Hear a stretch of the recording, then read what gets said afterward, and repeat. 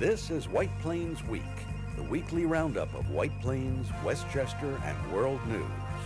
With John Bailey, editor and publisher of the daily internet newspaper White Plains Citizen Net Reporter, WPCNR.com.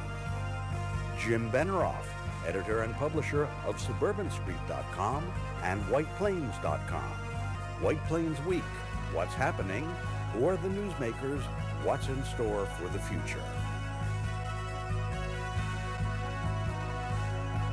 The views and opinions expressed on this program are solely those of the participants. White Plains Week is presented on Optimum Cable Channel 76, Verizon Fios Channel 45, and on the internet at whiteplainsweek.com, youtube.com, and wpcommunitymedia.org. Now, White Plains Week.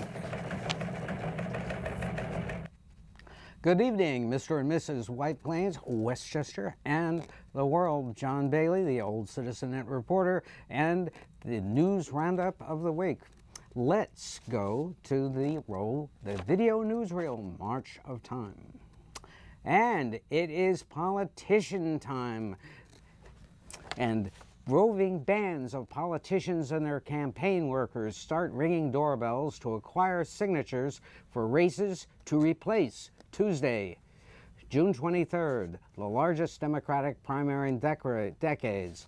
The race to replace Nita Lowey in the 17th Congressional District has 12 politicians crowding the ballot and has 5 running. The race to replace David Buchwald in the 93rd New York Assembly District has 5 running, and they are Kristen Brown, Chris Burdick, Jeremiah Pearson, Mark Chaffee, and Alex Rothmeier. If we could go back to the previous slide, let's go down the list gunning for Nita Lowey's seat. How quickly we forget. David Buchwald, David Carlucci, Asha Castleberry Hernandez, Evelyn Farkas, Allison Fine, Delta Ginn, John Jabot, Duane Jackson, Mondaire Jones, David Katz, Loya Osoria, Catherine Parker, Joanna Rodriguez Wheeler, and Adam Schleifer. That is, I believe, 12 people, if I miss my count, for the 17th Congressional District. And that is the district you see there. It runs from just the southern tip of the South Shore all the way over across into Rockland County. And that is an intriguing question. And the White Plains Common Council met. Next slide, please. And they met on Hamilton Green. And that was one of the interesting portions of the Common Council meeting, because Hamilton Green came in with a tough message on the White Plains Mall redevelopment, which has been approved for a number of years now. And let's listen to what the representative, Bill Null, had to say. The likelihood is that we'd be back in, because it's 5 years before you get any revenue going, so it's going to be almost 5 years to the point that we start building phase 2.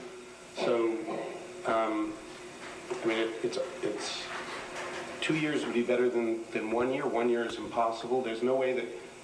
I asked our client what the likelihood on timing is for DMV vacating the space, and of course it's not fully within our client's control because he's not providing the next space that DMV is contemplating moving to. But what I was told is that it's likely to be September before DMV is out. Here, John. So if it's September 2020. correct. Can you hear me? So if that works, and you know that not everything works the way you think it might in the beginning. If that works, then if all tenants are out, there's a dialysis center that's in there still, and that's being worked on as well. Then at best, October of 2020 is when you could start demolition. And that's likely going to be a year plus with demolition and brownfield cleanup before you can start actually pouring the foundations. We're going to be beyond 2 years with nothing happening, even if everything moves forward from today super fast. You know, we've got to get construction drawings filed with the financing in place, and we've got to be ready to go into the ground with demolition in October. And that could happen, but I think that 3 years is a more realistic time period. And I can tell you that we can provide an annual update to the council by letter on where we are, but they're focused on moving forward with this. An empty mall doesn't really generate much revenue, and therefore this is extremely underutilized as an asset for the client. So they're strongly motivated to get the project up and running. They don't really need the pressure of a shorter site plan approval. But if we select the project, we can just extend it at that time. And honestly, this has been, to me, a very sluggish process to get to this point. Before the application even went in, it just took a long time to get anything going here, and it does not. So that's just my personal feeling. It was a very complicated site plan approval, and it was a very well-developed site plan that was presented. So that's primarily why it took so much time. And as you recall, it required the creation of a new zoning district in order to be able to implement this, Mr. Mayor. I'm not talking about the specific timeline. There's just been not a smooth process, and I don't have a lot. I mean, and you're telling us right now that DMV is in there until September, and that's probably optimistic. I don't know. You know, I don't know. My understanding is they're negotiating a lease elsewhere, Yeah. I don't feel like I can say where because my client told me, and the client doesn't control it, so I don't want to step into that public aspect. Because there's issues with the maintenance of the structure, which is still open, and so so that's a concern too. We've had issues with our building department have to issue violations, and as long as it's going to be open, they have to maintain it as though they weren't going to knock it down. I fully understand. Yeah. So there you have it. Hamilton Green wants a 3-year extension, and that's unheard of. We've never granted a more than a 1-year extension in my memory, but this is a really big effort. They can't commit to when exactly they're really going to start construction, and what Mr. Null told the Common Council under questioning by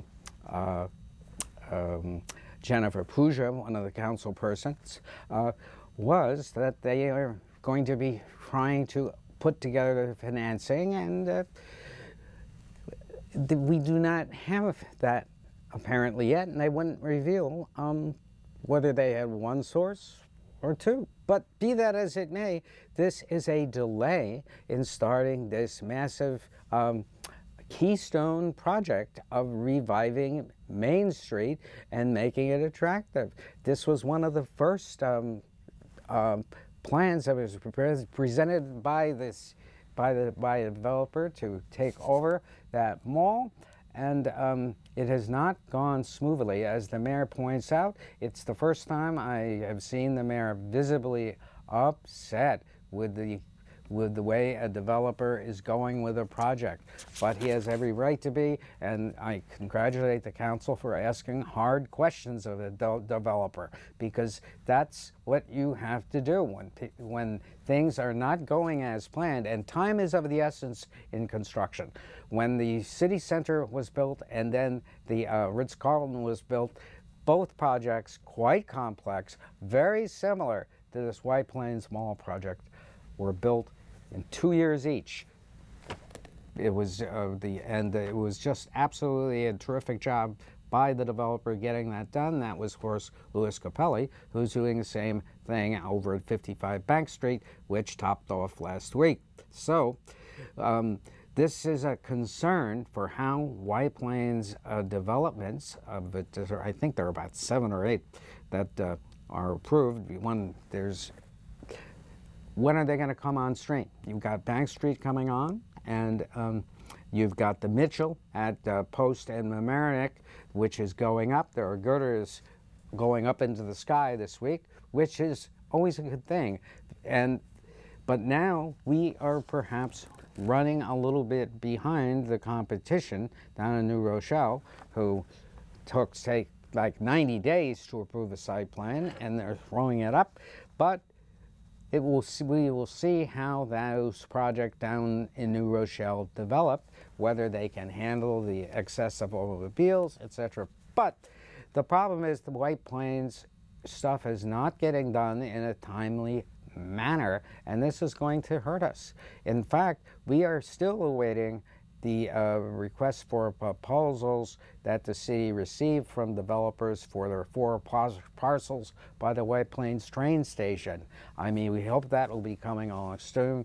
The state of the city right now, it's sort of in a slackwater because the developers can't get their financing into the tenants and can't get tenants until they have buildings to put them in. I mean, you gotta have both. You can't have one without the other. And it is the economy, it is the banks being really penurious, not supporting White Plains development, and not committing. As Mr. Knoll said, they want to split it into 2 projects on the White Plains Mall because they definitely the financiers want to hedge their money until they see how good the first stage of the mall is going. And it's right now, it's anybody's guess. There was a possibility that it might not really start actual construction until 4, possibly 5 years from now. That's a long time, and it should not be tolerated. They have to move along a little bit faster, and a lot faster, because this is hurting White Plains now. That is a dead site there, and we wanted to make it alive. We thought we would get it there, but it hasn't been happening. Now, one thing that is really good news this week, and that is money. Wall Street fell in waves this week. Front page headline today: stocks take dive not seen since 2011 over virus crisis. And by the way, I hope everybody is washing your hands frequently and sneezing into your arms and avoiding people who sneeze. But we have great news. The Westchester County and the city of White Plains were swimming in a money wave, and there it is. And sales tax receipts set a record for the county in January. County Executive George Latimer and Mayor Tom Roach were surfing on unaccustomed financial windfall in the sales tax. The county sales tax dollars went up 37%, and they pulled in an incredible $64 million in January 2020 compared to $46.7 million last January. This is super news, but that is not all the 1% sales tax increase. The suspicion is that there were a lot of internet sales just before Christmas that did not get reported until January, and that could probably be what is accountable for the tremendous county increase in the sales tax. Now, whether that will continue remains to be seen. It's too early to tell, but of course, it's a great start and gives the county a padding since if things sort of level out. However, it was a great month for the county. We can't begrudge them that, and it is better than being even. Let's put it that way. Now, White Plains, same story. If you can go to the White Plains slide, this is super too. The White Plains sales tax dollars were up 9.1% after 7 months. We have never been that far ahead over the first half of the year. We earned $32 million in sales tax receipts July to January 2020, compared to $29.3 million last year, and we're on track for $53 million sales tax receipts. And of course, it's one of those really optimistic projections, but if we just get what we got last year, the next 5 months, we hit that 53 million all-time record, and it can't come at a better time. It helps the county with next year's budget, and it will truly help the county, perhaps, hey, cut taxes. You never know. Now, moving on, there was another issue in the Common Council last Monday, and Karen Pasquale went over a new plan the city has as plastic bags are banned starting March 1st. Here's Ms. Pasquale of the Mayor's office. The use of reusable shopping bags.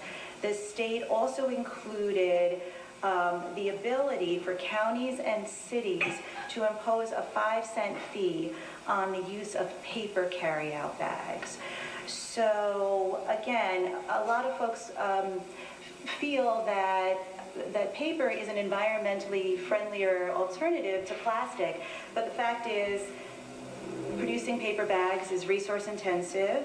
It also produces toxic chemicals. It's not as durable as plastic, so it doesn't get, reused as much. So paper carries with it its own share of problems in addition to paper.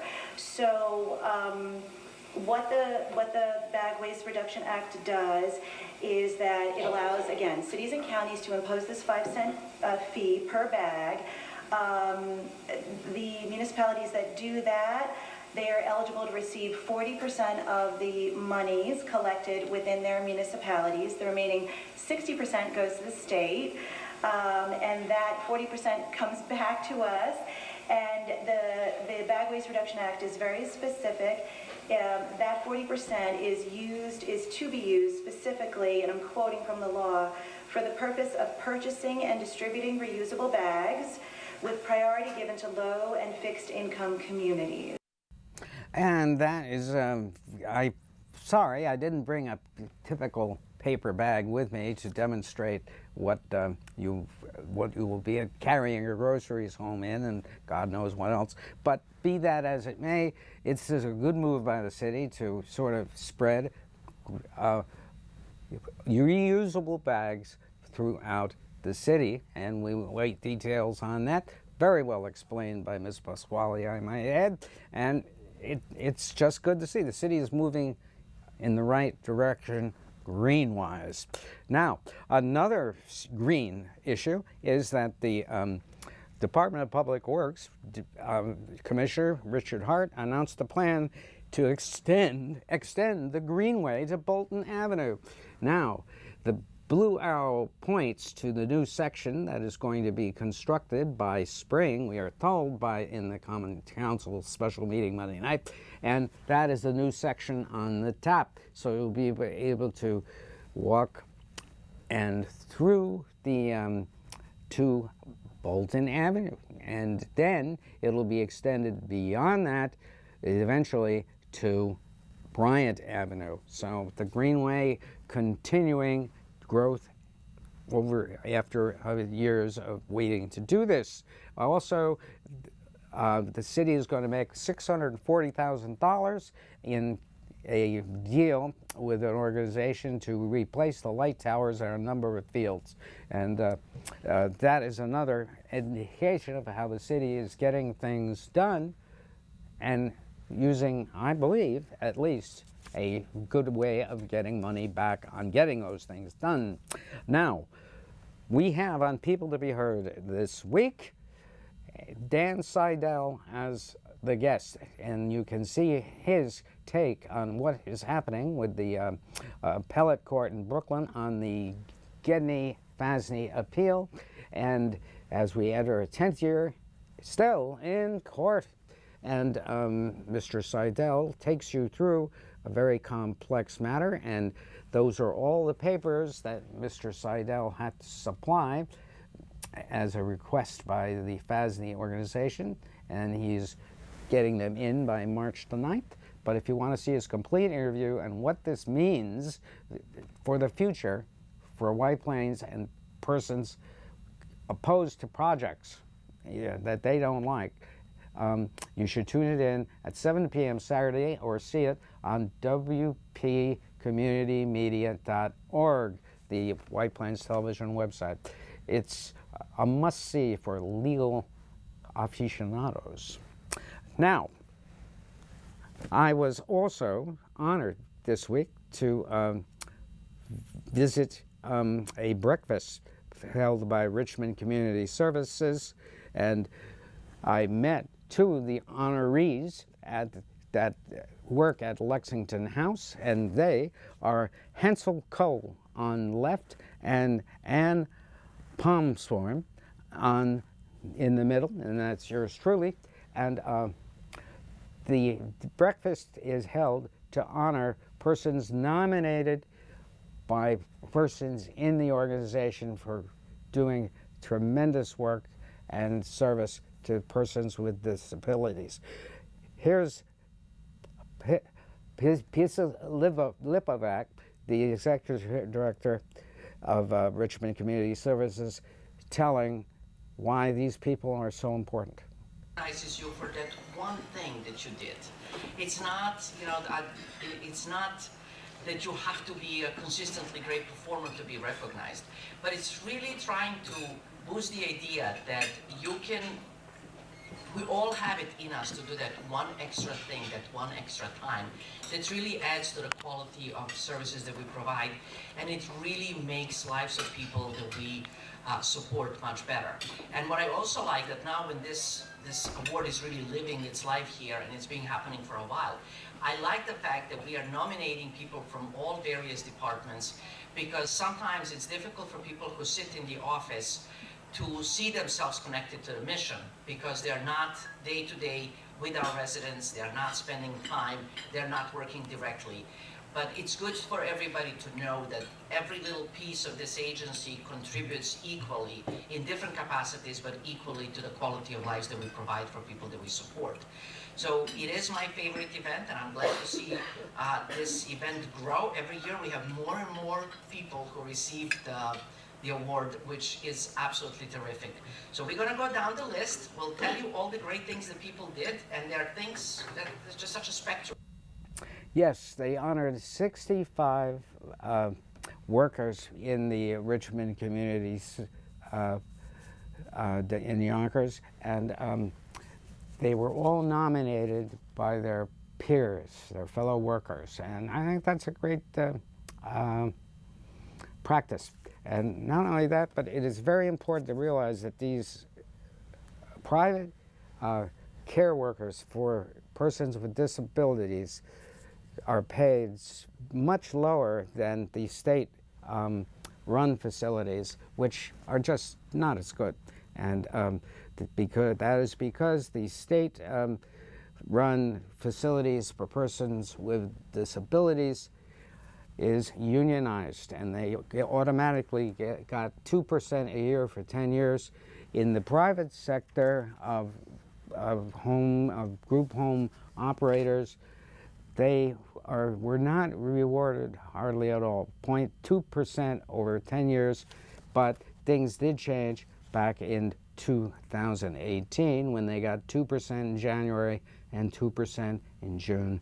And this year they're supposed to get 2% in January and 2% in June. However, the point is the governor is taking a look at trying to cut care to the disabled, and he's also looking to institute the specter of managed care from the top, and this I do not feel is good, because the persons that can make the best decisions for what a disabled person needs are their doctors who see them on a regular basis, and their recommendations generally work, and the persons improve. And to my way of thinking, just putting it in front of a panel, a paid panel, which really bothers me. They're setting up another bureaucracy to do this, and at least the assumption is they're paid.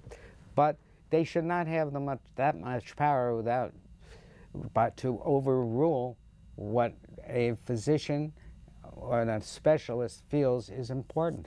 These decisions are important, and they should, having these so-called panels decide and have overruling power on what's recommended for a person with disabilities is very suspect to me. I don't think they can make the right decision. They have no way of making that judgment unless they know the person in the care of the organization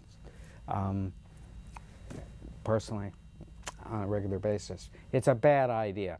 I hope they don't do it, but people who have persons in their care who are disabled have to get involved in this, and it is something that is going to be a very critical decision.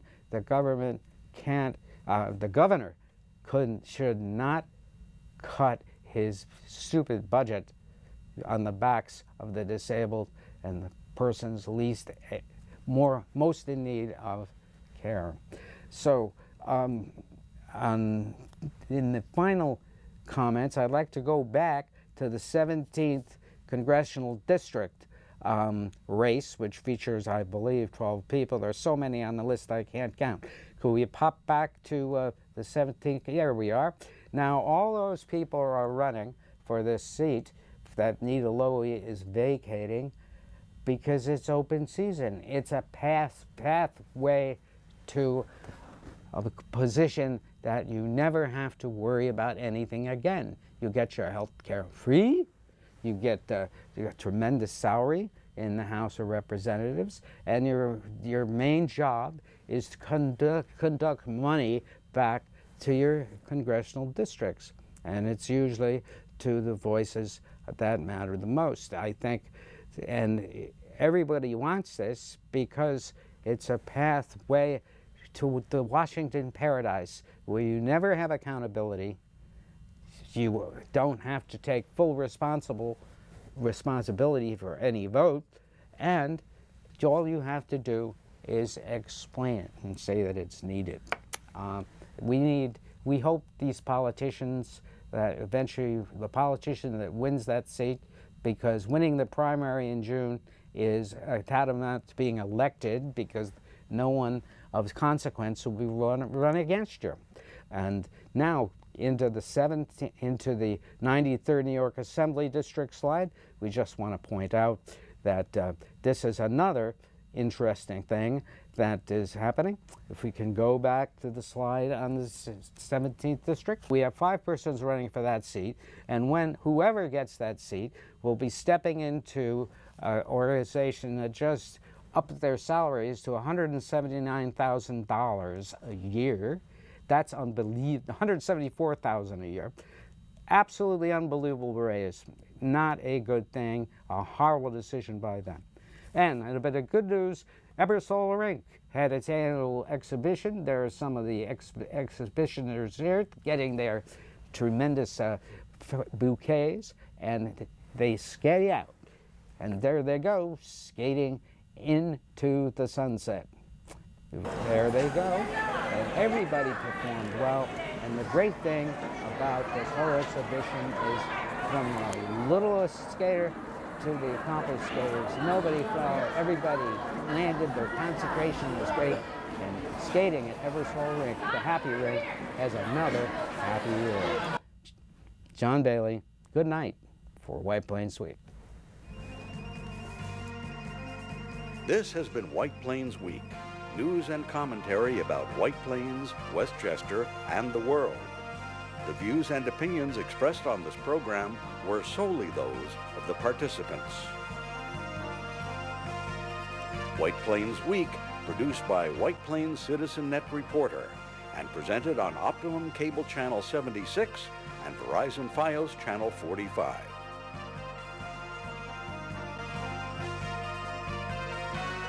You may view White Plains Week anytime on the internet at whiteplainsweek.com, youtube.com, and wpcommunitymedia.org.